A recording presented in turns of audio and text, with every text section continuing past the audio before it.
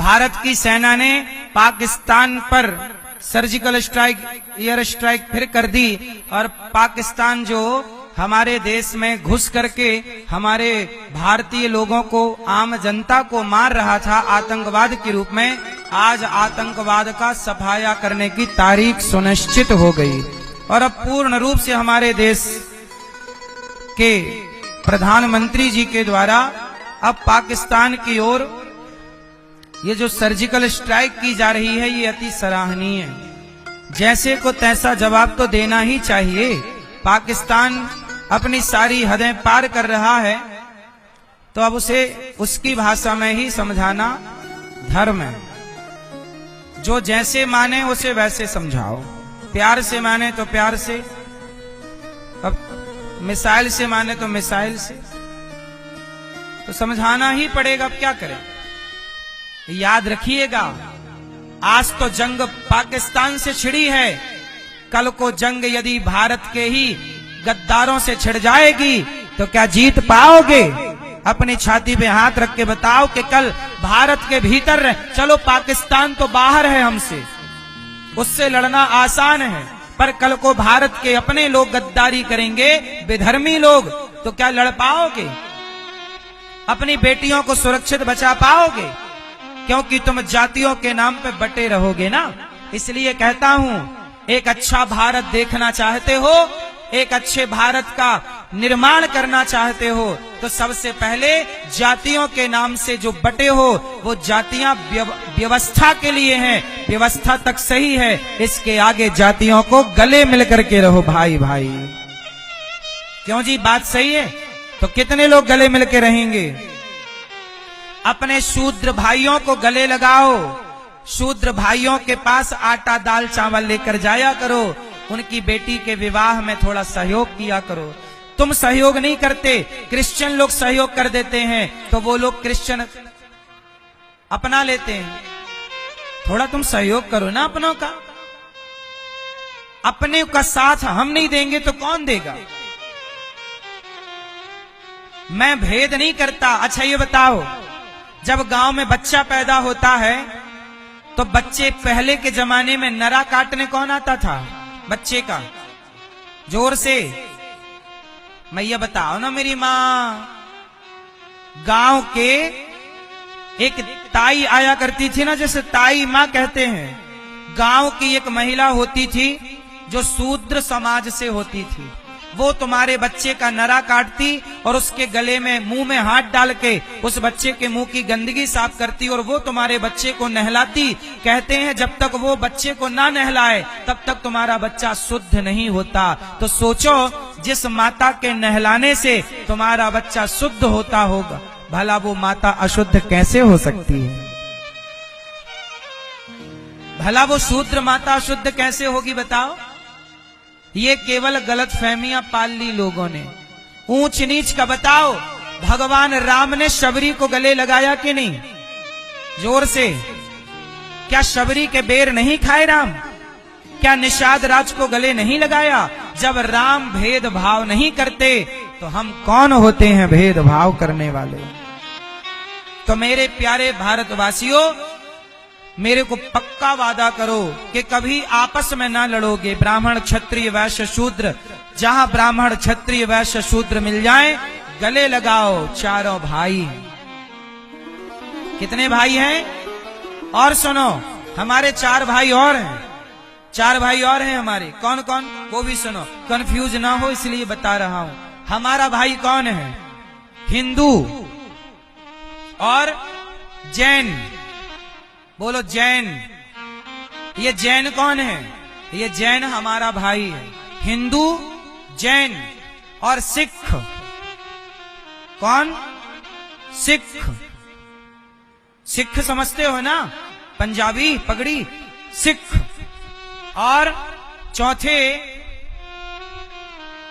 हैं बौद्ध।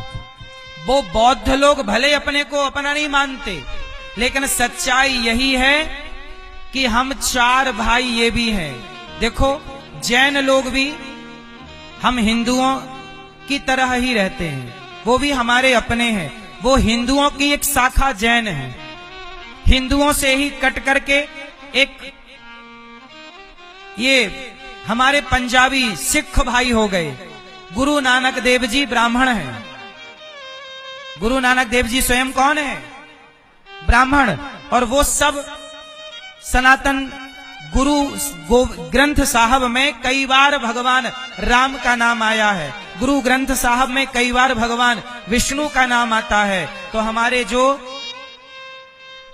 ये पंजाबी भाई हैं, हमारे सिख भाई, ये भी हमारे अपने हैं, कोई पराये नहीं है। तो ये चार भाई ये हैं। ये चारों, देखो मैंने कई बार ये बात कही कि यदि हिंदुस्तान में कभी कल को मुसलमान हावी हो गया तो मुसलमान हिंदुओं को काटेगा। तो जिस दिन मुसलमान हिंदुओं को काटना शुरू करेगा तो क्या जैनों को छोड़ देगा?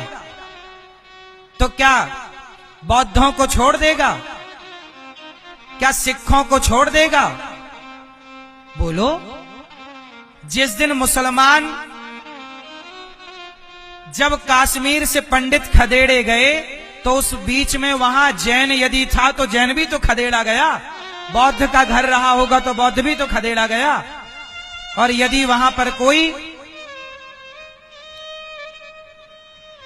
हिंदू था तो वो भी खदेड़ा गया। तो मुसलमान तो केवल मुसलमान को जानता है। इसलिए मैं आप लोगों से कहता हूं, आज हमारे देश में सबसे बड़ी समस्या क्या है? जाति। मतलब जो जाति समस्या नहीं है, जो जातियों के नाम पे ना छुआछूत है, ये समस्या है। क्या समस्या है? छुआछूत। अच्छा बताओ, हमारे देश में एक और बीमारी है जिसे आप लव जिहाद कहते हैं। क्या कहते हैं? लव जिहाद। हमारी बहन बेटियों को प्यार हो जाता है किसी मुस्लिम से, वो बहन बेटियों को ले जा करके दुबई और अन्य देशों में 10 लाख 20 लाख का बेच आते हैं। साल भर में 4-6 लड़कियों को फंसा के बेचे तो उनका तो 1-2 करोड़ का हिसाब हो गया कि नहीं? लड़कियां भी बाजार में बिकती हैं और लव जिहाद, शादी के नाम पर लड़कियों को प्यार व्यार करके फंसा के, और ये धंधा चल रहा इस देश में। अपनी बेटियों को थोड़ा समझा के रखा करो कि प्यार व्यार के लफड़े में ना पड़े, केवल पढ़ाई करें। पढ़ने के बाद योग्य लड़का देखकर विवाह करो और बड़े प्रेम से, हमारे यहाँ कहते ना, पानी पियो छान के और विवाह करो जान के। विवाह बड़े जान पड़ताल के करना चाहिए, यूं जल्दबाजी में नहीं। आप अपनी बेटियों को सुरक्षित रखें, अपने बच्चों को सुरक्षित रखें। आज की जो हवा है, इस हवा में हम सबको अपने आप को सुरक्षित तो रखना है। और साथ ही मेरा एक भाव है कि मैं अपनी बेटियों को, जब यहाँ गौरी गोपाल स्कूल बनेगा तो मैं बेटियों को, बेटों को पढ़ाऊंगा लिखाऊंगा। इंग्लिश और संस्कृत वो अलग है, लेकिन मैं यहाँ पढ़ने वाले बेटा बेटियों को स्वावलंबी बनाऊंगा और बेटियों को ना कराटे जरूर सिखाऊंगा ताकि वो अपनी रक्षा कर सके। कोई लड़का उन्हें छेड़ ना सके, यूं वो 2-4 कोई निपटा सके अकेली। बस बेटियों को थोड़ा मजबूत बनाने की जरूरत है। लेकिन आजकल बेटियों के, आप लोग मजबूत तो बनाते हो बेटियों को, तो वो लड़ती हैं अपनी सास से।